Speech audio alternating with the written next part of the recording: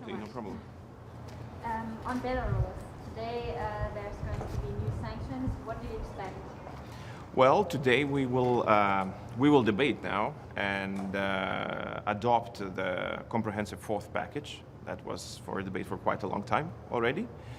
But I think after the events with a hijacked Ryanair flight, I see that there is unanimity among the member states to adopt a really comprehensive package. So I think that we will have some serious names, companies as well.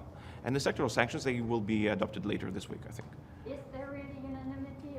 Because we heard there were some disagreements, especially with Austria.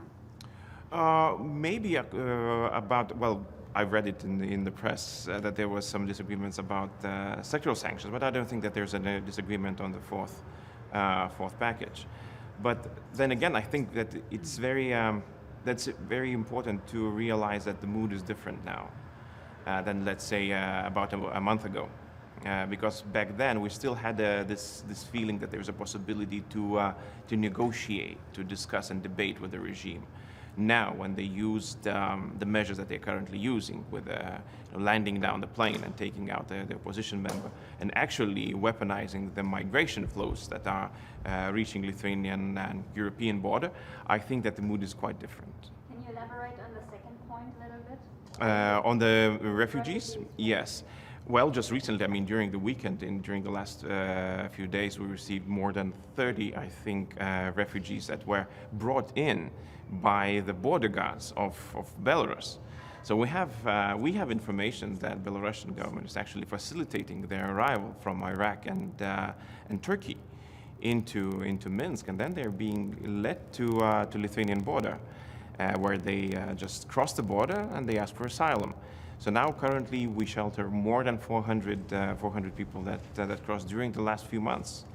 So, and there was a promise made by Lukashenko after Lithuania's quite vocal statement that the events with a plane were totally unacceptable. He said that he used to stop the refugees from crossing to European Union. Now he won't do this. And this is where immediately we started seeing change. So then again, I think that speaking in a single voice and understanding the risks that come from the regime just outside the European border is very important for European safety and security. So is this some sort of blackmailing?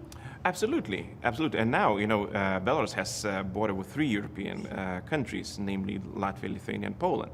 But the refugees are going in only to Lithuania, and Lithuania is not only sheltering big groups of Belarusian opposition, but also was the one to be really vocal about the situation in Belarus. So I think that it's used to pressure us in order that we would not speak so loudly or even change our policy, but that will never happen.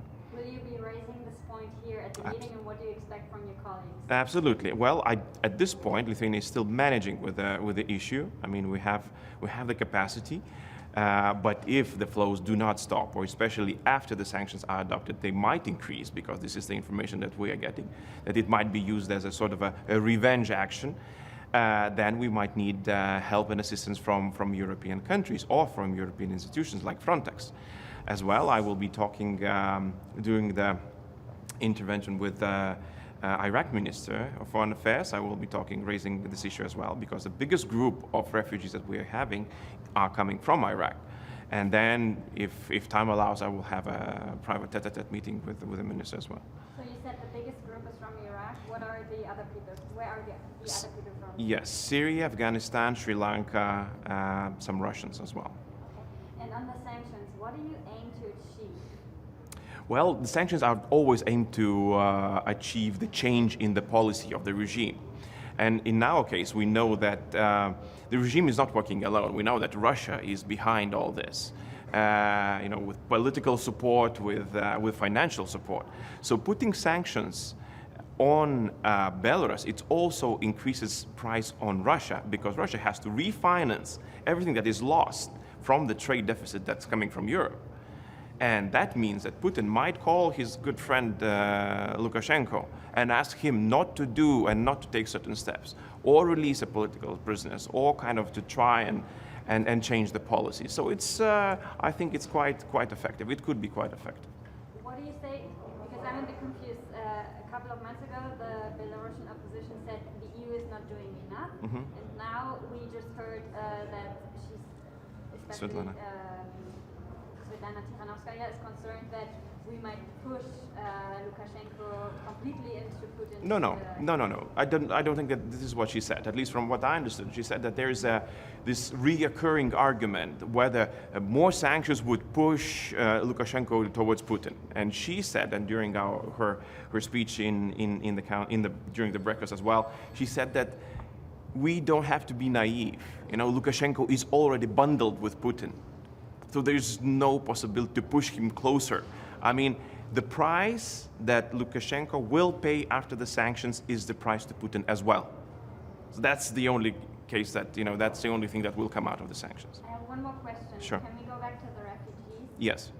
Would you mind naming me some numbers? How many refugees are already intentionally pushed or brought in by the border guard?